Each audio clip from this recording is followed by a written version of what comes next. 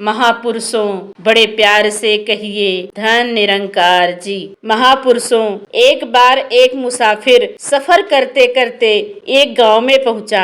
उसे बुरी तरह भूख लग आई थी। उसके पास आटा था। उसे किसी ऐसे घर की तलाश थी जहां वह उस आटे की रोटियां बनवा सके। गली के एक सिरे पर एक बूढ़ी औरत का मकान था। वह स्त्री उस मकान में अपने नौजवान पुत्र और सुंदर पुत्र वधू के साथ रहती थी। चलता चलता वह मुसाफिर उस घर के आगे रुक गया। जब उस स्त्री को पता चला कि वह मुसाफिर भूखा है और वह अपने आटे की रोटियां बनवाना चाहता है, तो वह उसे सहर्ष घर के अंदर ले गई। उस स्त्री ने उस मुसाफिर को एक चौकी पर बैठाया, फिर अपनी बहू से उसको लस्सी पिलाने के लिए कहा। वह स्त्री परात में आटा डालकर उसे गूंथने की तैयारी करने लगी। साथ साथ बातचीत भी चलती रही। बातचीत के दौरान उस स्त्री ने उस मुसाफिर को बताया कि वह उस मकान में अपने पुत्र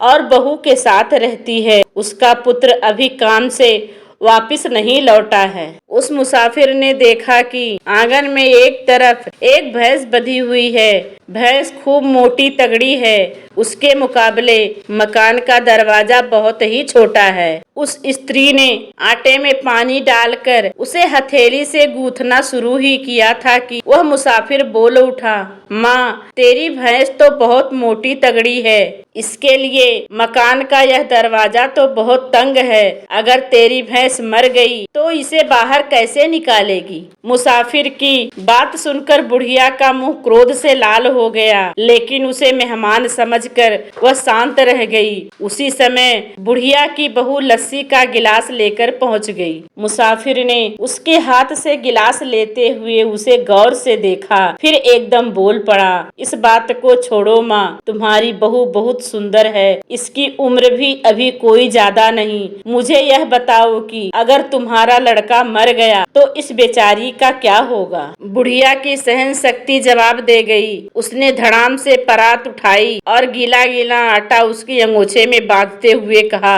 अगर अपनी खैर चाहता है तो निकल जा यहाँ से। मुसाफिर अंगोछे में गीला आटा उठाए झटपट भाग निकला। गीले आटे के कारण अंगोछा चूने लगा। रास्ते में आते जाते लोगों ने जब मुसाफिर के अंगोछे में से पानी टपकते देखा तो बड़े हैरान हुए। एक राहगीर ने पूछ ही लिया, भाई, यह अंगोछे में से क्या चू रहा है? मुसाफिर ने बड़े राज भरे स्वर में उत्तर दिया, मेरी जुबान का रस चू रहा है भाई। बिना सोचे समझे बोलने वालों की ऐसी ही दुर्गति होती है। महापुरुषों, बड़े प्यार से कहिए धन निरंकार जी।